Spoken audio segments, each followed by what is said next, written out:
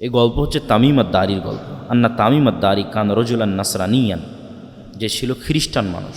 যা আফা বায়া ও আসলামা, সে আল্লাহ নবীর হাতে হাত রেখে ইসলাম গ্রহণ করার পর এই ঘটনা সে আল্লাহ নবীকে শোনায়।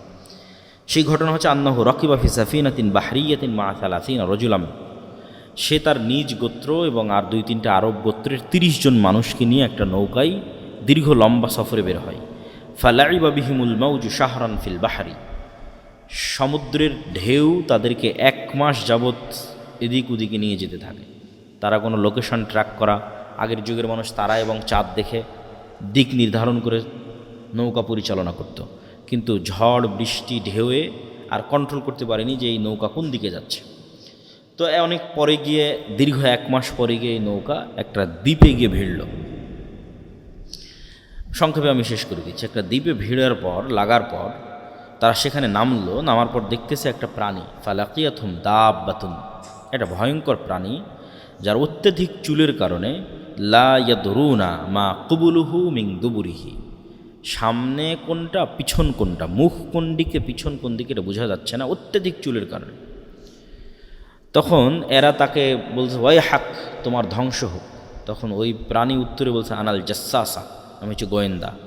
কল ও আমাল জাসাসা কলা তাইহাল কওমিন তালকিলা হাদা রজুল ফিদ্দাইর। তখন ওই গোয়েন্দা বলতেছে তোমরা এইদিকে যাও, এখানে ভিতরে একটা লোক, প্রাসাদে একটা লোক তোমাদের অপেক্ষা করতেছে। তখন আমরা যখনই একটা মানুষের কথা শুনলাম যে একটা মানুষ অপেক্ষা করছে, তখন আমরা এর থেকে বেঁচে ফেরার জন্য, এই তো একটা প্রাণী যে নিজেকে গোয়েন্দা বলতেছে, তার থেকে বেঁচে ফেরার জন্য আমরা দৌড়ে চলে গেলাম ওই মানুষের দিকে।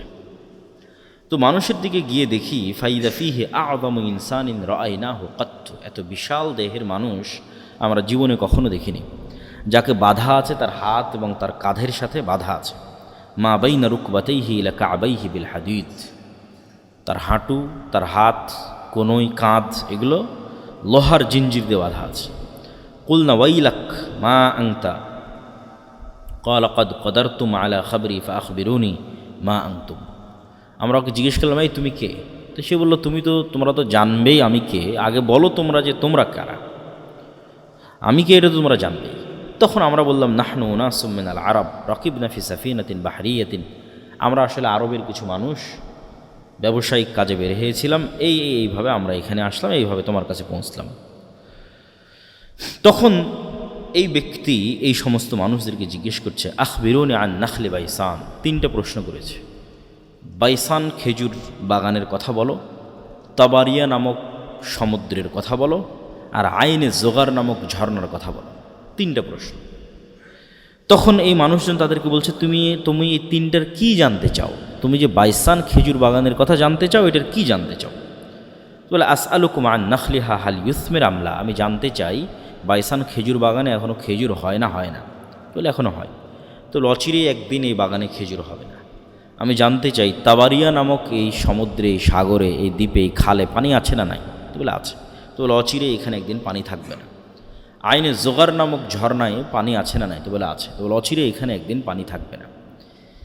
আধুনিক যারা গবেষক তারা গবেষণা করে দেখেছেন এই 3টে জায়গায় এখন ইসরায়েলের সীমানার অন্তর্ভুক্ত, এবং তাবারিয়া নামক যে সুন্দর সমুদ্র, এটা খ্রিস্টানদের একটা অত্যন্ত ভ্রমণের জায়গা, পবিত্র ভ্রমণের জায়গা। তারা মনে করে যে ঈসা আলাইহিস সালাতু ওয়াস সালাম যত মোজেজা দেখিয়েছেন, সকল মোজেজা তিনি তাবারিয়া নামক সমুদ্রের পাশে দেখিয়েছেন।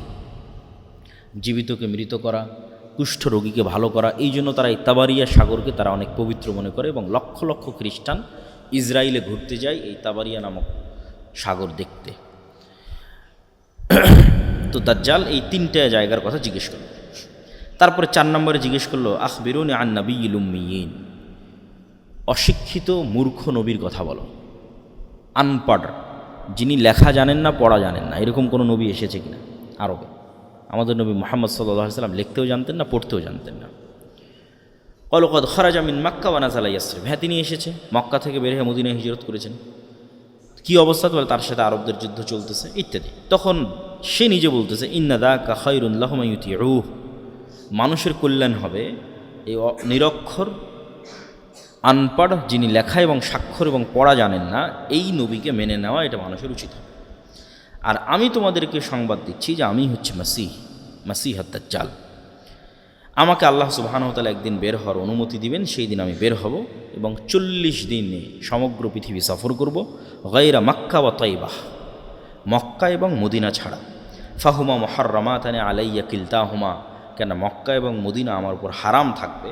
আমি যতবার মক্কা এবং মদিনায় প্রবেশ করার চেষ্টা করব ততবারই ফেরেশতা তাদের উন্মুক্ত তরবারি দিয়ে আমাকে বাধা দিবে। তখন রাসূল সাল্লাল্লাহু আলাইহি ওয়াসাল্লাম তার যে খুতবার লাঠি ছিল, এই লাঠি দিয়ে এইভাবে বাড়ি দিয়ে বললেন, হাযিহি তাইবা, হাযিহি তাইবা, হাযিহি তাইবা। এটাই হচ্ছে সেই তাইবা, এটাই হচ্ছে সেই তাইবা, সেই মদিনা যেখানে দাজ্জাল প্রবেশ করতে পারবে না। এবং আমি এই দাজ্জালের ঘটনা তোমাদেরকে এর আগেও বলেছি। এবং রাসূল সাল্লাল্লাহু আলাইহি সাল্লাম হাত দিয়ে ইশারা করলেন পূর্ব দিকে, যে দাজ্জাল পূর্ব দিক থেকে বের হবে। মদিনা থেকে সরাসরি পূর্ব দিকে যদি রেখা টানা হয়, তাহলে যেই উপসাগরকে কেন্দ্র করে এখন যুদ্ধ চলতেছে সেই উপসাগর পড়ে আর কি, মানে সৌদি আরবের সীমানা যদি আমরা বাদ দিয়ে দিই, যে সৌদি আরবের সীমানার পরে আমরা পূর্ব দিকে মদিনা থেকে একটা রেখা টানতেছি, কোথায় গিয়ে থাকে, তাহলে সৌদি সীমানা শেষ হলে প্রথমে সাগর পড়বে, পারস্য উপসাগর, তারপরে ইরান পড়বে, তারপরে এইভাবে সামনের দিকে যেতে থাকবে পূর্ব দিক। তো রাসূল সাল্লাল্লাহু আলাইহি ওয়াসাল্লাম বললেন পূর্ব দিক থেকে দাজ্জাল বের হবে। দাজ্জাল সম্পর্কে রাসূল সাল্লাল্লাহু আলাইহি ওয়াসাল্লামের আরও দুই একটি সংক্ষিপ্ত বর্ণনা এই তথ্যের সাথে সম্পৃক্ত, কানেক্টেড। দাজ্জাল যে 40 দিন পৃথিবীতে ঘুরবে, এই 40 দিনের প্রথম দিন হবে 1 বছরের সমান, এই 40 দিনের দ্বিতীয় দিন হবে 1 মাসের সমান, এই 40 দিনের তৃতীয় দিন হবে 1 সপ্তাহের সমান, এবং এই 40 দিনের বাকি 37 দিন হবে স্বাভাবিক দিনের সমান। রাসূল সাল্লাল্লাহু জিজ্ঞেস করে, আল্লাহ নবী, সে এত দ্রুত কীভাবে 40 দিনে সমগ্র পৃথিবী সফর করবে, তার গতি কেমন হবে? তো আল্লাহ নবী বলেন, কাল গাইসি ইস্তাদবারাতহুর রিহ, আকাশে যে তোমরা মেঘ দেখো, এই মেঘ যখন চলে, এই মেঘ চলার যে গতি, সেই গতি হবে। তা আল্লাহ নবী মেঘের সাথেই কেন সাদৃশ্য দিলেন, আর মেঘের চলার গতির সাথেই কেন সাদৃশ্য দিলেন, এটা স্পষ্ট বোধগম্য নয়। সরাসরি দাজ্জালের নিজের গতি এরকম হবে আকাশে ওড়ার মতো, না দাজ্জাল আকাশে ওড়ার কোনো যন্ত্র ব্যবহার করবে, আল্লাহু আলাম, আল্লাহ সুবহানাহু ওয়া তাআলা ভালো জানেন। রাসূল সাল্লাল্লাহু আলাইহি ওয়াসাল্লাম বললেন, দাজ্জাল যখন কোনো এলাকায় যাবে তখন তাদেরকে ডাক দিবে তার উপর ঈমান আনার জন্য, এই নরসিংদীর মানুষ, এই বাংলাদেশের মানুষ, ওই যে এরিয়াতে যাবে, তোমরা আমার প্রতি ঈমান আনয়ন করো। তো যেই এলাকার মানুষ ঈমান আনয়ন করবে, ওই এলাকার আকাশকে দাজ্জাল আদেশ দিবে, ফাতুমতিরুস সামা, আকাশকে আদেশ দেবে, আকাশ বৃষ্টি বর্ষণ করে এলাকায়। তখন আকাশ সেই এলাকায় বৃষ্টি বর্ষণ করবে। জমিনকে আদেশ দিবে দাজ্জাল যে ফসল উৎপাদন করো, ফাতুমবিত, তখন সেখানে ফসল উৎপাদন হবে। আর ওই অঞ্চলের মানুষ টাকা পয়সা, ধন দৌলত, খাবার দাবারে পরিপূর্ণ হয়ে যাবে তাদের। এবার দাজ্জাল কোনো এক এলাকায় গিয়ে যখন বলবে যে এই ঈমান আনয়ন করো, আর ওই এলাকার মানুষ যখন বলবে যে না আমরা ঈমান আনয়ন করবো না, তখন দাজ্জাল ওই আকাশকে বলবে বৃষ্টি বন্ধ করে দাও, জমিনকে বলবে উৎপাদন বন্ধ করে দাও। ওই এলাকা থেকে দাজ্জাল যখন চলে যাবে তখন সেটা দুর্ভিক্ষে পরিণত হয়ে যাবে। আর এক হাদিসে রাসূল সাল্লাল্লাহু আলাইহি ওয়াসাল্লাম, আমরা যে শাম সিরিয়ার যে মুজাহিদদের কথা বলতে যখন ঈসা আলাইহিস সালাম আসবে, ওখানেও বলা আছে যে শাম বা সিরিয়ার মানুষ দাজ্জালের আনুগত্য না করার কারণে সেখানে দুর্ভিক্ষ দেখা দিবে, এবং মানুষ তার ধনুককে আগুনে পুড়িয়ে সেটার রশি খাওয়া শুরু করবে, এই পরিমাণ দুর্ভিক্ষ দেখা দিবে। তখন তারা ঈসা আলাইহিস সালামের অপেক্ষা করবে, এবং ঈসা আলাইহিস সালাম আসার পর দাজ্জালের এই ভয়ঙ্কর ফিতনা থেকে তারা মুক্তি পাবে। নাহলে দাজ্জালের এই ভয়ঙ্কর ফিতনা এমনভাবে মানুষকে গ্রাস করবে, প্রত্যেক যে মানুষের ন্যূনতম দুনিয়াবি লোভ আছে, ন্যূনতম, সেই ফিতনায় বাঁধিয়ে দেবে। আর যে মানুষের চুল পরিমাণ দুনিয়ার লোভ নাই, যে মৃত্যুর জন্য প্রস্তুত, যে আমার জন্ম হয়েছে বাস মরার জন্য, ঈমান অবস্থায় মৃত্যুকে সকল কিছুর উপর প্রাধান্য দিবে, এই ধরনের মানুষেরা দাজ্জালের ফিতনা থেকে বেঁচে যেতে পারে। এটা পৃথিবীর সবচেয়ে ভয়ঙ্কর ফিতনা, যে ফিতনা সম্পর্কে অতীতের সকল নবী রাসূল সতর্ক করেছেন। রাসূলুল্লাহ সাল্লাল্লাহু আলাইহি ওয়াসাল্লাম দাজ্জালের কথা বলতে গিয়ে আরও বলেছেন যে দাজ্জাল মদিনার একজন মানুষকে হত্যা করে জীবিত করবে। দাজ্জাল যখন মদিনায় যাবে, মদিনার মধ্যে তো প্রবেশ করতে পারবে না, মদিনার পাশে যখন যাবে তখন মদিনা বিশাল ঝাঁকুনি হবে, ভূমিকম্প হবে, এবং এই ভূমিকম্পে মদিনার যারা ফাসেক ফাজের মোনাফিক আছে তারা মদিনা থেকে বের হয়ে এসে দাজ্জালের পূজা করবে, আর একমাত্র পাক্কা মুমিনেরা মদিনায় থেকে যাবে, যাদের ঈমান খুব মজবুত, টপ লেভেলের। তো ওই রকম একজন ঈমানদার ব্যক্তি বের হয়ে আসবে যাকে দাজ্জাল হত্যা করবে, যে দাজ্জালকে অস্বীকার করবে। জীবিত করার পর ওকে বলবে যে এই তোমাকে হত্যা করেছিলাম, তোকে জীবিত করলাম, এখনও তুমি আমাকে আমার প্রতি ঈমান আনতেছো না, আমাকে রব্বুল আলামিন হিসেবে বিশ্বাস করতেছো না। তখন এই মুজাহিদ বলবে যে আমার আগের চেয়ে ইয়াকিন বেশি হয়ে গেছে যে তুমি সেই দাজ্জাল, আগের চেয়ে আমার ঈমান আরও মজবুত হয়ে গেছে। তখন দাজ্জাল আরও ক্ষিপ্ত হবে এবং তাকে আবারও হত্যা করতে চাইবে, কিন্তু তাকে হত্যা করতে পারবে না। যাই হোক, এইভাবে দাজ্জালের যে সংক্ষিপ্ত ঘটনা, এই ঘটনা শেষ হওয়ার পর কী হবে? দাজ্জালকে ঈসা আলাইহিস সালাতু ওয়াস সালাম হত্যা করবেন। ঈসা আলাইহিস সালাম যখন দামেস্কের মসজিদে নামবেন, নামার পরে তিনি দাজ্জালকে খুঁজতে থাকবেন। ইমাম মাহদী এবং তার সৈন্যবাহিনী এবং মুজাহিদদেরকে নিয়ে খুঁজতে খুঁজতে তিনি জেরুজালেমের লুদ নামক দরজায় দাজ্জালকে পাবেন এবং দাজ্জাল তাকে দেখে গলতে থাকবে, কিন্তু গলা শেষ হওয়ার পূর্বেই ঈসা আলাইহিস সালাতু ওয়াস সালাম দাজ্জালকে হত্যা করবেন এবং সেই রক্ত মানুষকে দেখাবে। দাজ্জালকে হত্যা যখন করা হয়ে গেছে, তখন আল্লাহ সুবহানাহু ওয়া তাআলা ঈসা আলাইহিস সালামকে বলবে যে ঈসা ইবনে মারিয়াম, আমার একদল সৃষ্টিজীব আছে যাদের সাথে কেউ যুদ্ধ করে পারবে না, অতএব মুমিনদের নিয়ে, মুজাহিদদের নিয়ে তুর পাহাড়ে আশ্রয় নাও। তো মুমিন মুজাহিদদের নিয়ে ঈসা আলাইহিস সালাতু ওয়াস সালাম তুর পাহাড়ে আশ্রয় নেবে। আর আল্লাহর সেই সৃষ্টিজীব কারা? তারা হচ্ছে ইয়াজুজ আর মাজুজ। তখন ইয়াজুজ এবং মাজুজ পৃথিবীতে বের হবে এবং পৃথিবীর সকল সমুদ্র, সকল নদীনালা, খাল বিল, পুকুর, ফসল, ফল ফলাদি সব খেয়ে শেষ করে দেবে, কিচ্ছু বাকি রাখবে না। এবং এই ইয়াজুজ এবং মাজুজের এই ভয়ঙ্কর যে পরীক্ষা, আসলে মুসলমানদের শক্তি যে দুনিয়াবী শক্তি নয়, এটা এই জায়গাতেও প্রমাণ হয় যে একজন নবী তিনি তুর পাহাড়ে আশ্রয় নিয়ে আছে। তাকে আল্লাহ বলছে না যে তুমি যাও ইয়াজুজ মাজুজের সাথে যুদ্ধ করো, কারণ আল্লাহ আগেই বলে দিয়েছে যে আমার একদল বান্দা আছে, ইবাদান লি, আমার বান্দা, লা ইয়াদান লি আহাদিন বিকিতালিহিম, কারো ক্ষমতা নাই যে ওদের সাথে যুদ্ধ করবে। তাহলে ঈসা আলাইহিস সালামের বাঁচার রাস্তা কি? আল্লাহর কাছে কান্নাকাটি করা। একজন নবী আল্লাহর কাছে এবার কান্নাকাটি করবে, ইমাম মাহদী সহ এবং সকল মুজাহিদ সেনাবাহিনী সহ, যে আল্লাহ ইয়াজুজ মাজুজের এই বিপদ থেকে আমাদের রক্ষা করে। খাবার নাই, পানি নাই, কয়দিন এভাবে চলে। তাহলে আল্লাহর কাছে ফিরে যাওয়া ছাড়া এবং আল্লাহর আশ্রয় ছাড়া মুমিন এবং মুসলমানদের বাঁচার কোনো রাস্তা নেই। এটা নবী ঈসা জীবিত থাকা অবস্থায়, দাজ্জালের মতো এত ফিতনা অতিক্রম করার পরে, দাজ্জালকে নিজে হাতে হত্যা করার পরে এবার ঈসা আলাইহিস সালামকে আল্লাহর কাছে কাঁদতে হচ্ছে তুর পাহাড়ে। তো যখন ঈসা আলাইহিস সালাম এবং ইমাম মাহদী এবং মুজাহিদরা আল্লাহর কাছে তুর পাহাড়ে কাঁদবে, তখন আল্লাহ সুবহানাহু ওয়া তাআলা তাদের দোয়া কবুল করে এক প্রকার বিষাক্ত পোকা, অসুস্থতা এই সমস্ত ইয়াজুজ এবং মাজুজের ঘাড়ে দিয়ে দিবেন, যেটার কারণে তারা সব মারা যাবে এবং সেটার দুর্গন্ধে টেকা যাবে না। তখন আবার ঈসা আলাইহিস সালাম এবং মুজাহিদরা আল্লাহর কাছে আবার কান্নাকাটি করে দোয়া করবে। তখন আল্লাহ সুবহানাহু ওয়া তাআলা একদল উট পাখির মতো একদল পাখিকে আল্লাহ সুবহানাহু ওয়া তাআলা পাঠাবেন, যারা উটের কুজের মতো একদল পাখিকে, যারা এই সমস্ত লাশকে উঠিয়ে নিয়ে গিয়ে, হাজার হাজার লক্ষ লক্ষ কোটি কোটি লাশকে উঠিয়ে নিয়ে গিয়ে কোথাও ফেলে দিবে। এবং আল্লাহ সুবহানাহু ওয়া তাআলা আসমানকে বলবেন বৃষ্টি বর্ষণ করো, এবং আসমান বৃষ্টি বর্ষণ করে পুরো পৃথিবীকে পবিত্র করে দেবে, সাফ করে দেবে।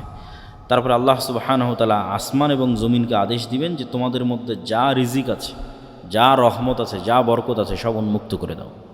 তখনই একটা ডালিম একটা গ্রাম খাবে, তখনই একটা গরুর দুধ একটা বংশ খাবে, কেননা পৃথিবীর বরকতের যেটা সর্বোচ্চ স্তর, সেটাতে পৃথিবীকে পৌঁছে দেওয়া হবে। আর পৃথিবীতে যুদ্ধ বিগ্রহ বন্ধ হয়ে যাবে এবং এতদিন যুদ্ধ বিগ্রহের যা অস্ত্র ছিল সেগুলোই জ্বালিয়ে পুড়িয়ে শেষ করতে 7 বছর পার হয়ে যাবে এবং পৃথিবীতে ঈসা আলাইহিস সালাতু ওয়াস সালামের 7 বছরের সর্বশ্রেষ্ঠ ন্যায়পরায়ণের শাসনকাল প্রতিষ্ঠা হবে, ন্যায় এবং ইনসাফের শাসন 7 বছর। এই 7 বছর পার হওয়ার পর এক মৃদু বাতাসে, যে বাতাস মুমিনদের বগলে অনুভূত হবে, সেই মৃদু বাতাসে পৃথিবীর সকল মুমিন মৃত্যুবরণ করবে। তারপরে পৃথিবীতে শুধু ফাসেক, ফাজের এবং পাপিষ্ঠরা থাকবে। এবং যেই হাদিসগুলো আপনারা শুনে থাকেন যে এক সময় মানুষ পশু পাখির ন্যায় মিলিত হবে, লজ্জা বুঝবে না, এটা হবে সেই সমস্ত মানুষেরা। হজ এবং ওমরা বন্ধ হয়ে যাবে, এটা হচ্ছে সেই সমস্ত মানুষেরা। কাবা ঘর ধ্বংস করা হবে, এটা হচ্ছে সেই সমস্ত মানুষেরা। এগুলো ঈসা আলাইহিস সালাম এবং ইমাম মাহদী, দাজ্জাল, এগুলোর পরের কথা এবার আসতেছে। তখন পৃথিবীতে আর কোনো মুমিন বেঁচে থাকবে না, কেউ কোরআন পড়ার লোক থাকবে না, আল্লাহর নাম নেওয়ার লোক থাকবে না। সেগুলো এখন নয়, এগুলো হবে দাজ্জালের পরে, ঈসা আলাইহিস সালামের পরে, যখন আর কোনো মানুষ না আল্লাহকে চিনবে, না কোরআনকে চিনবে, না কাবাকে চিনবে, না মানুষের কোনো লজ্জা এবং হায়া থাকবে। কুকুর যেভাবে খোলা মাঠে মিলিত হচ্ছে, মানুষ সেভাবে মিলিত হবে। এই সমস্ত পাপিষ্ঠ, পাপাচারী, নিকৃষ্ট মানুষের উপর আল্লাহ সুবহানাহু ওয়া তাআলা কিয়ামত কায়েম করবে। তো এই হলো আজকে আমাদের সংক্ষিপ্ত আলোচনা যে কিয়ামতের পূর্ব মুহূর্তে এই রকমের কিছু ভয়ঙ্কর এবং ভয়াবহ যুদ্ধ হবে।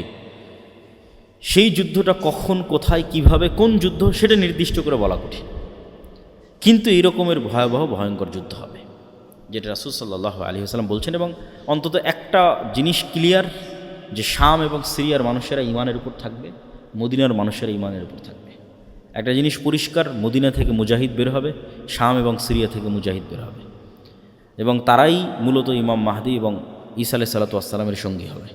এবং আরও একটা জিনিস পরিষ্কার যে মুসলমানেরা কনস্টান্টিনোপল, ইস্তাম্বুল, তুরস্ক বিজয় করবে। যদিও মানুষের ইচ্ছা এবং কামনা হওয়া উচিত নয় যে সে এইটার অংশ হবে। কেন উচিত নয়?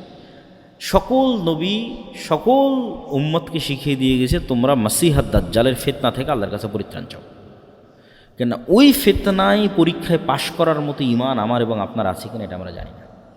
ফলত ওই পৃথিবীতে ওই ফিতনা প্রকাশ হওয়ার আগেই যদি আমরা পৃথিবী থেকে বিদায় নিই, এটা আমাদের জন্য করলেন। কেন আমাদের টার্গেট তো জান্নাতে যাওয়া।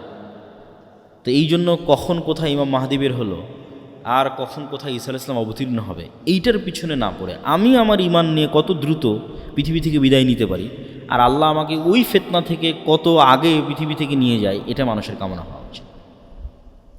যে দাজ্জালের ফিতনা বের হওয়ার আগে যেন আল্লাহ আমাদের পৃথিবী থেকে যাওয়ার ব্যবস্থা করে দেয়। কেননা সেটা এক ভয়ঙ্কর এবং ভয়ানক ফিতনা হবে যেখানে মানুষ তার ঈমান হারিয়ে ফেলবে। এবং তিনটে ধর্মের মানুষ এ বিষয়ে একমত যে কিয়ামতের পূর্ব মুহূর্তে একজন মাসিহ বের হবে যে তাদের উদ্ধার করবে। ইহুদিরা অপেক্ষায় আছে একজন মাসিহ বের হবে যে তাদের উদ্ধার করবে, খ্রিস্টানরা অপেক্ষায় আছে একজন মাসিহ বের হবে যে তাদের উদ্ধার করবে, আর মুসলমানদের হাদিসে তো কোরআনে তো বলাই আছে যে একজন মাসিহ বের হবে যে মুসলমানদের উদ্ধার করবে। সেই মাসিহকে, মাসিহ মানে উদ্ধারকারী, সেই মাসিহ মাসিহাদ দাজ্জাল, সেই মাসিহ ঈসা মাসিহ। ঈসার নামেও মাসিহ আছে, দাজ্জালের নামেও মাসিহ আছে। মাসিহ মানে উদ্ধারকারী। মাসিহাদ দাজ্জাল না ঈসা মাসিহ? তো মূলত ইহুদিদের মাসিহ হবে দাজ্জাল। ইহুদিরা যেই মাসিহের অপেক্ষায় আছে তাদের উদ্ধার করবে, এই মাসিহ হবে দাজ্জাল। কেননা দাজ্জালের হাতে তখন পৃথিবীর সকল পাওয়ার ক্ষমতা থাকবে। মুসলমানদের হবে নিরীহ, খাবার নাই, আসমানের বৃষ্টি বন্ধ হয়ে যাবে, জমিনের উৎপাদন বন্ধ হয়ে যাবে, দুর্ভিক্ষ দেখা দিবে। তাহলে এই দলে তো আর কেউ অত সহজে যাবে না। মানুষ তো সবসময় ক্ষমতার পিছনে ছোটে, যার কাছে টাকা পয়সা, যার কাছে ধন দৌলত ছেলের পিছনে ছোটে। তাহলে ইহুদিদের মাসিহ কে হবে? দাজ্জাল। আর খ্রিস্টান এবং মুসলমানদের মাসিহ ঈসা আলাইহিস সালাম হবে, কেন অধিকাংশ খ্রিস্টান মুসলমান হবে ঈসা আলাইহিস সালাম আসার পরে। এবং ঈসা আলাইহিস সালাম স্পষ্ট করে দিবেন, তিনি নিজে হাতে ক্রুশ ভেঙে দিবেন, তিনি নিজে হাতে খিনজির শুকুরের গোস্তকে হারাম করবেন। তথা খ্রিস্টানরা আজ পর্যন্ত যে ভ্রান্তির উপর আছে, এই ভ্রান্তি ঈসা আলাইহিস সালাম নিজে খণ্ডন করবেন যে তোমাদের ভ্রান্তিগুলো ভ্রান্তি।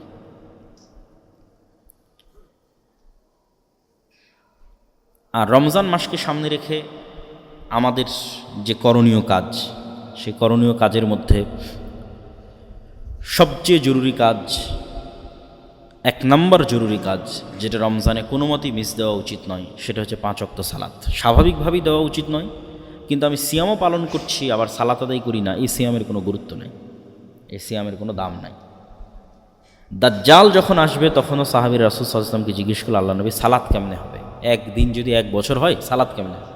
তাহলে দেখেন সাহাবীদের মাথায় সালাত কিভাবে ঢুকে আছে যে দাজ্জালের ফিতনার ভয়ে ভীত হয়ে অন্য কোনো প্রশ্ন নয়, তাদের মাথায় প্রথম ক্যাচ করেছে সালাত। ঈসা আলাইহিস সালাতু ওয়াস সালাম যখন তার মায়ের কোলে, ফাআশারাত ইলাই ক্বালু কাইফা নুকাল্লিমু মান কানা ফিল মাহদি সাবিয়্যা ক্বালা ইন্নী আব্দুল্লাহ আতানিয়াল কিতাব ওয়া জাআলানি নাবিয়্যা। ঈসা আলাইহিস সালাম বললেন মায়ের কোল থেকে যে আমি আব্দুল্লাহ, আল্লাহর বান্দা, আল্লাহ আমাকে নবী করেছে। ওয়া জাআলানি মুবারাকান আইনামা কুনতু, আর আমি যেখানেই থাকি না কেন আমি বরকতময়। ওয়া আওসানি বিসসালাতি ওয়াজ যাকাতি মা দুমতু হাইয়া, আর আমার আল্লাহ আমাকে আদেশ দিয়েছে যেন আমি মরা পর্যন্ত সালাত আর যাকাত দিই, সালাত আদায় করে এর যাকাত দিই। কোরআনের আয়াত। যে ঈসা আলাইহিস সালাম যখন ছোট্ট শিশু, তখন উনি মায়ের কোল থেকে বলতেছেন যে আল্লাহ তাকে আদেশ দিয়েছে যেন তুমি সালাত আদায় করো, এবং আল্লাহ তাকে আদেশ দিয়েছে যেন তুমি যাকাত দাও। সালাত কত গুরুত্বপূর্ণ হতে পারে। ইব্রাহিম আলাইহিস সালাতু ওয়াস সালাম তার কওমের জন্য, তার পরবর্তী প্রজন্মের জন্য যে কয়েকটা দোয়া করেছে, তার মধ্যে 2টা দোয়া সবচেয়ে গুরুত্বপূর্ণ। রব্বি জাআল হাযাল বালাদা আমিনা ওয়াজনুবনি ওয়া বানিয়া আন না'বুদাল আসনাম। আল্লাহ এই যে শহর, মক্কা শহর, এটাকে নিরাপদ করে দেন কিয়ামত পর্যন্ত। আর আমার পরবর্তী প্রজন্ম যেন ভুলেও মূর্তি পূজক না হয়। তাহলে মূর্তি পূজা কতটা শিরক, কতটা ভয়ঙ্কর খারাপ জিনিস, যে ঈসা আলাইহিস সালাম তার পরবর্তী প্রজন্ম জন্য যে গুরুত্বপূর্ণ দোয়াটা করতেছেন, সেখানে তিনি জায়গা দিচ্ছেন যেন তার পরবর্তী প্রজন্ম মূর্তি পূজক না হয়, মানে শিরক না হয়। আর একটা কি দোয়া করছেন? রব্বি জাআলনি মুকিমাস সালাহ ওয়া মিন যুররিয়াতি, আল্লাহ আমি যেন সালাত আদায়কারী হই, আর আমার পরবর্তী প্রজন্ম যেন সালাত আদায়কারী হয়, আমার পরবর্তী প্রজন্ম যেন বেনামাজি না হয়। তাহলে মুসলমানের জন্য পৃথিবী থেকে বিদায় নেওয়া এমতো অবস্থায় যে সে বেনামাজি, এমতো অবস্থায় যে সে কোরআন জানে না, কোরআন পড়ে না, বিনা সালাত বিনা কোরআনে মুসলমানের পৃথিবী থেকে বিদায় নেওয়া উচিত নয়। দুটো জরুরি জিনিস মুসলমানকে নিশ্চিত করতেই হবে তার হায়াত থাকা পর্যন্ত। এক, সে সালাত আদায়কারী হবে। দুই, সে কোরআন পড়া জানবে এবং কোরআন পাঠকারী হবে। তাহলে রমজান মাসের 1 নম্বর জরুরি কাজ 5 ওয়াক্ত সালাত, 2 নম্বর জরুরি কাজ কোরআন। মুসা আলাইহিস সালাতু ওয়াস সালামের কওমকে যখন তাওরাত দেওয়া হলো, তোরাহ বলে ইহুদিরা উচ্চারণ করে, যে তোরাহ, যখন তাওরাত দেওয়া হলো, তখন এই তাওরাত যেন তারা মানে, এই জন্য তুর পাহাড়, যে তুর পাহাড়ে ঈসা আলাইহিস সালাম আশ্রয় নেবে, যে তুর পাহাড়ে এই মুসা আলাইহিস সালাম ইবাদত করেছেন 40 রাত আল্লাহর, আরবাঈনা ওয়াইদ ওয়া'আদনা মুসা 40 লাইলা, 40 রাত ইবাদত করেছেন মুসা আলাইহিস সালাম তুর পাহাড়ে। এই তুর পাহাড়কে আল্লাহ ইহুদিদের মাথার উপর তুলে ধরেছে, তুলে ধরে বলছে, হয় তাওরাত মানার ওয়াদা কর, না হলে পাহাড় ছেড়ে দিয়ে এখনই হত্যা করে দিলাম, এখনই ধ্বংস করে দিলাম। তখন বানু ইসরাঈল বলছে, ঠিক আছে, আমরা তাওরাত এবং তাওরাতে যা আছে এটা মানব। তো প্রত্যেক উম্মতের উপর যে গজব এসেছে, সে গজব আসার কারণ হচ্ছে ওই উম্মতের উপর পাঠানো কিতাবকে না মানা। তাওরাত যদি না মানে তো পাহাড় ছেড়ে দিয়ে আল্লাহ ধ্বংস করে দেবে। তাহলে উম্মতে মুহাম্মাদির উপর গজব আসবে যদি তারা কোরআনকে অবহেলা করে। আর উম্মতে মুহাম্মাদের উপর গজব নূহ আলাইহিস সালামের কওমের মতো বন্যার আকারে হবে না, লূত আলাইহিস সালামের কওমের মতো শহর উল্টিয়ে দেওয়া হবে না, আদ সামুদের মতো বিকট আওয়াজ বা ঝড়ো বাতাসে পরিপূর্ণ ধ্বংস হবে না। তাহলে উম্মতে মুহাম্মাদের উপর গজব কি? উম্মতে মুহাম্মাদি যদি কোরআন অবহেলা করে, বা আমি গজবে আছি কি না এজ এ উম্মতে মুহাম্মাদি, সেটা আমি বুঝবো কীভাবে? সেটা হচ্ছে আমাদের উপর ভিন্ন জাতিকে আল্লাহ চাপিয়ে দেবে। আরাকানের রোহিঙ্গা, আর চায়নার উইঘুর, আর ফিলিস্তিন, আর বাংলাদেশ, আর যেখানে ভিন্ন জাতিকে তাদের উপর চাপিয়ে দেবে, এটা গজব। এটা হলো উম্মতে মুহাম্মাদির গজবের ধরন।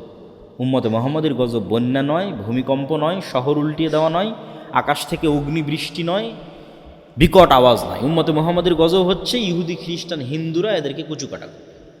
যখন দেখবেন করতেছে তখন বুঝবেন গজব। যেমন হালাকু খা, চেঙ্গিস খা যখন বাগদাদে গিয়ে লক্ষ লক্ষ মানুষকে জবাই করেছে বাগদাদে, বুঝতে হবে এটা গজব। কেন এই গজব আসতেছে? কোরআনকে অবমূল্যায়ন করার কারণে। ইন্নাল্লাহ ইয়ারফাউ বিহাযাল কিতাবি আকওয়ামান ওয়া ইয়াদউ বিহি আখারিন। কোরআন এবং এই উম্মতের শক্তি সামর্থ্য দাড়িপাল্লায় সমান সমান। আমার এবং আপনার বাড়িতে, আমার এবং আপনার সমাজে কোরআনের মূল্য যেই মানে থাকবে, পৃথিবীতে এই উম্মতের ক্ষমতা, দাপট, শক্তি সেই লেভেলে থাকবে। কোরআন আমাদের বাড়িতে, আমাদের ঘরে যেই নিম্ন লেভেলে থাকবে, পৃথিবীতে উম্মতে মুহাম্মাদের অবস্থা সেই নিম্ন লেভেলে থাকবে। এটা রাসূল সাল্লাল্লাহু আলাইহি ওয়াসাল্লামের হাদিসের আমি অনুবাদ করতেছি, যে তাহলে আমার এবং আপনার পৃথিবীর উন্নতি নির্ভর করতেছে কোরআন পড়া, মানা, বুঝা এবং শিখার উপর। পৃথিবীতে যদি উম্মতে মুহাম্মাদি চায় যে তারা শক্তিশালী, সামর্থ্যবান, পাওয়ারফুল হবে, তাহলে ফিরে আসতে হবে কোরআনের কাছে। এই রমজান মাস হচ্ছে কোরআনের মাস, শাহরু রমাদান আল্লাযী উনজিলা ফীহিল কোরআন।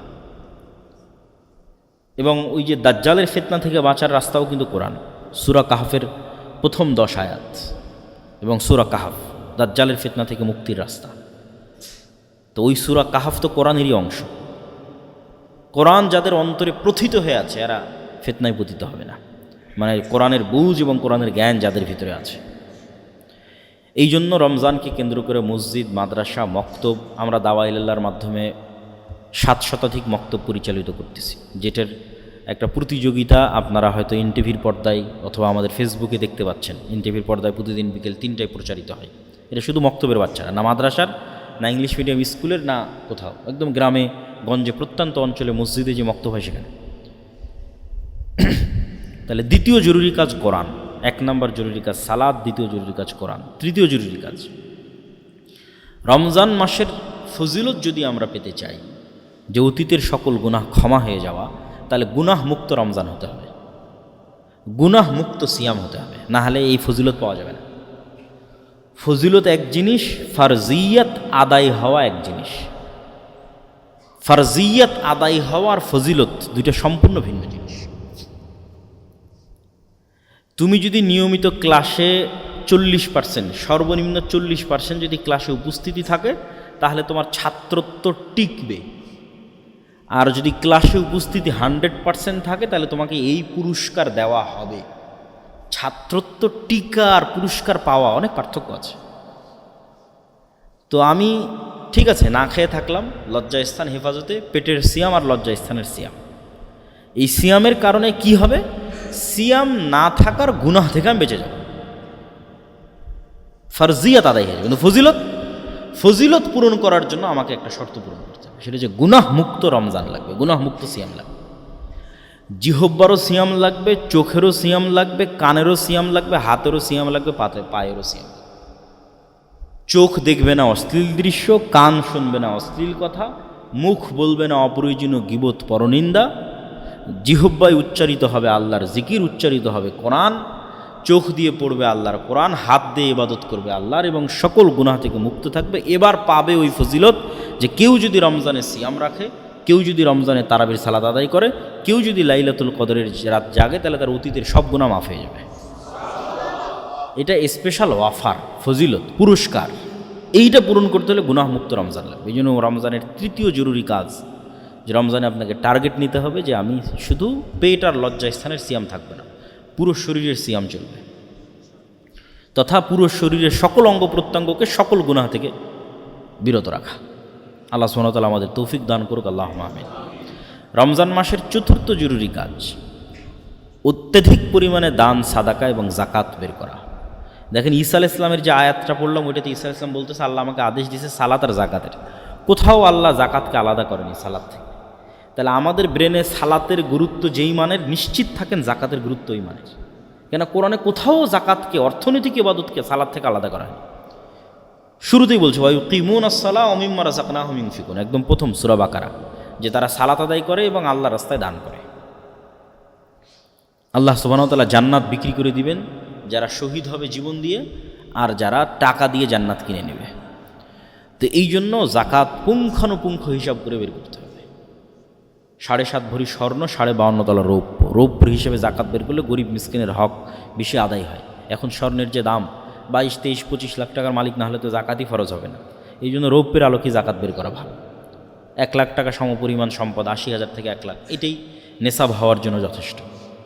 আর নেশাব যখন 1 বছর অতিক্রম করবে, 1 বছর পর যখন আবার দেখবেন হ্যাঁ আপনার কাছে 1 লাখ বা সমপরিমাণ টাকা আপনার কাছে আছে, তখন আপনি এবার জাকাতের হিসাব করবেন। হিসাব করতে গিয়ে সব একত্রিত করবেন, যত স্বর্ণ আছে, যত গয়না আছে, যত ক্যাশ মানি আছে, ব্যাংক ব্যালেন্স, যত টাকা জমা রাখা আছে, মানুষের কাছে পাওনা পাবেন এরকম যত টাকা আছে, সব একত্রিত করে তার 2.5%, বর্তমান বাজার দর ধরে 2.5%। আর ব্যবসায়ী হলে আপনার বিক্রিযোগ্য পণ্য কতখানি আছে, কাঁচামাল কতখানি আছে, যেমন সুতা কতখানি এখন স্টকে আছে, আর কাপড় তৈরি করেছেন এখন বাজারে বিক্রি হবে সেটা কতখানি আছে। ফিক্সড অ্যাসেট হিসাবের মধ্যে আসবে না। ব্যবসায়িক কাজের জন্য যে সমস্ত গাড়ি ঘোড়া বাড়ি এগুলো চলতেছে, বাড়ি ভাড়া নেওয়া আছে, মেশিনারিজ চলতেছে, এগুলোর জাকাত লাগবে না। ঠিক আপনি যে গাড়ি ব্যবহার করছেন, বাড়িতে আছেন, এগুলোর জাকাত লাগবে না। প্রত্যেক যেখান থেকে ইনকাম হয় ওটার জাকাত লাগে। জমিতে যখন ফসল হয় তখন ওষুধ দিতে হয়, ফসল নাই, জমির কোনো ট্যাক্স নাই, ইনকাম হলেই জাকাত। তো জাকাত খুব জরুরি এবং খুব গুরুত্বপূর্ণ। জাকাত যদি না দেওয়া হয় তাহলে জাকাত অনাদায়ী সম্পদের ধরন হিসেবে শাস্তি হবে। জাকাত অনাদায়ী সম্পদ যদি স্বর্ণরৌপ্য হয়, জাহান্নামের আগুনে ছ্যাঁক দিয়ে পিঠে ছ্যাঁক দেওয়া হবে, আর বলা হবে দেখো তো এটা কত মজাদার, কত সুস্বাদু, বিরিয়ানি যেমন স্বাদ এটা ওরকম স্বাদ না। আল্লাহ ওই শব্দ ব্যবহার করছে যে বলো তো স্বাদ কেমন লাগতেছে, আনন্দ কেমন লাগতেছে। আল্লাহ কীরকম মজাক করতেছে, ঠাট্টা করতেছে জাকাত অনাদায়কারী ব্যক্তির সাথে। দেখেন যে আমরা খাবারের জন্য যেই স্বাদ শব্দটা ব্যবহার করি ওইটা তার জন্য ব্যবহার করা হবে। আর যদি জাকাত অনাদায়কারী সম্পদ হয় এমনি টাকা পয়সা ধন দৌলত, তাহলে ওইটা হবে সাপের আকৃতিতে ছবল দিবে, আর বলবে আমি তোমার সেই সম্পদ, সঞ্চিত সম্পদ যার জাকাত দাওনি, এখন স্বাদ কেমন একটু দেখো, সুস্বাদু কত আমার এই ছবল। আর যদি জাকাত অনাদায়কারী সম্পদ হয় গরু ছাগল, তাহলে এগুলোকে শিং দেওয়া হবে, খুর দেওয়া হবে, এরা ওই ব্যক্তিকে তার পায়ের আঘাতে এবং মাথার আঘাতে আহত করতে থাকবে আর বলতে থাকবে আমি তোমার সেই সম্পদ আর জাকাত হয়নি। এই জন্য জাকাত দিতেই হবে। রমজান মাসে পঞ্চম জরুরি কাজ শেষ 10 দিন রাত জাগা, এতেকাফ করা, লাইলাতুল কদরকে অনুসন্ধান করা। লাইলাতুল কদরি খায়রুম মিন আলফি শাহর।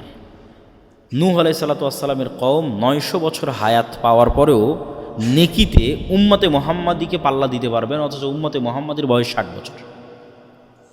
তাহলে নূহ আলাইহিস সালামের একটা কম যদি কেউ যদি 900 বছর আল্লাহর ইবাদত করে হিসেবে তো কি বেশি আগে জান্নাতে যাওয়ার কথা এবং বেশি উঁচুতে স্থান দেওয়ার কথা। কিন্তু বেশি আগে জান্নাতে যাবে, বেশি উঁচুতে স্থান পাবে মাত্র 60 বছরের জীবন পাবে উম্মতে মুহাম্মদ। এটা কোরআনের বরকত, লাইলাতুল কদরের বরকত। লাইলাতুল কদরের এক রাতি খায়রুম মিন আলফি শাহর, 1000 মাসের চেয়ে উত্তম। তাহলে কেউ যদি প্রতি বছর একটা করে লাইলাতুল কদর পায়, তাহলে ওর জীবনে ইবাদতের পরিমাণ কত বছরের সমান হতে পারে? তাহলে লাইলাতুল কদর এবং কোরআনকে মূল্যায়ন করে উম্মতে মুহাম্মাদি অতীতের উম্মতের চেয়ে ইবাদতে এবং নেকির প্রতিযোগিতায় এগিয়ে যাবে। এই জন্য লাইলাতুল কদরকে আমাদের অনুসন্ধান করতে হবে। রমজান মাসে লাইলাতুল কদর আছে নিশ্চিত, রমজান মাসের মধ্যে লাইলাতুল কদর আছে এটা নিশ্চিত। ইন্না আনজালনাহু ফি লাইলাতুল কদর শাহরু রমাজান আল্লাযী উনজিলা ফীহিল কোরআন, দুইটা আয়াত। আমি এটাকে অবতীর্ণ করেছি লাইলাতুল কদরে, আর শাহরু রমাজান আল্লাযী উনজিলা ফীহিল কোরআন রমজান মাসে কোরআন অবতীর্ণ করেছি। তাহলে আমি যদি কোরআন লাইলাতুল কদরে অবতীর্ণ করে থাকি, রমজানে অবতীর্ণ করে থাকি, তো লাইলাতুল কদর রমজানের মধ্যে আছে, আর বাইরে যাওয়ার সুযোগ নাই। এখন রমজানের মধ্যে মানুষ তার চেষ্টা অনুযায়ী লাইলাতুল কদরকে খুঁজবে। যারা রমজানের প্রতি রাত জাগবে তাদের তো শতভাগ নিশ্চয়তা। যারা তার চেয়ে কম জাগতে চায় তারা শেষ 10 দিনের প্রত্যেক রাত, যারা তার চেয়ে কম জাগতে চায় তারা শেষ 10 দিনের বিজোড় রাত, এর নিচে নামার সুযোগ। শুধু 27, শুধু 21 এরকম কোনো স্পষ্ট দলিল কোরআন এবং হাদিসে নাই। শেষ 10 দিনের বিজোড়ের কথা রাসূল সাল্লাল্লাহু আলাইহি ওয়াসাল্লাম বলেছে। আর যারা ইতিকাফে থাকবে তাদের জন্য জরুরি হচ্ছে রমজান মাসে ইতিকাফ অবস্থায় অন্য স্বাভাবিক গল্প তো বহু পরের কথা, অন্য আলেম ওলামার বক্তব্য শোনা, অন্য আলেম ওলামার বই পড়াও ঠিক না। ইতিকাফ অবস্থায় আপনার কাজ জিকির, সালাত, কোরআন, দোয়া, ব্যাস। এইভাবে ইতিকাফকে মূল্যায়ন করতে হবে। মানে ইতিকাফে বসে আপনি সারাদিন ফোন চালাচ্ছেন, এটা ইতিকাফ হলো না। ইতিকাফ মানে সোশ্যালি ডিসকানেক্টেড হওয়া। তো আগের যুগে আমরা ফিজিক্যালি, যেহেতু আমাদের সমাজ ব্যবস্থা ছিল, তাই ফিজিক্যালি গিয়ে আমরা ডিসকানেক্ট হতাম মসজিদের কোনায়। এখনকার আমার সমাজ ব্যবস্থা হচ্ছে ডিজিটাল সমাজ ব্যবস্থা।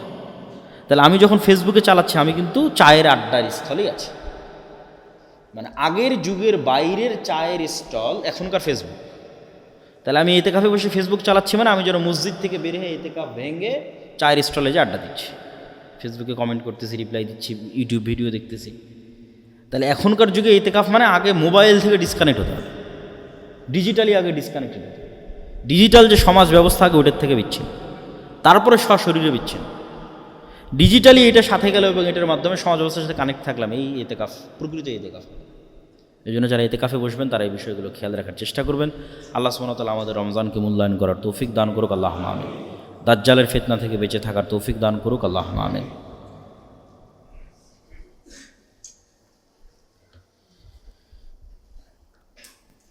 আলহামদুলিল্লাহি ওয়াহদাহু ওয়াসসালাতু ওয়াসসালামু আলা মান লা নাবিয়্যা বা'দাহু। ইয়া আইয়ুহাল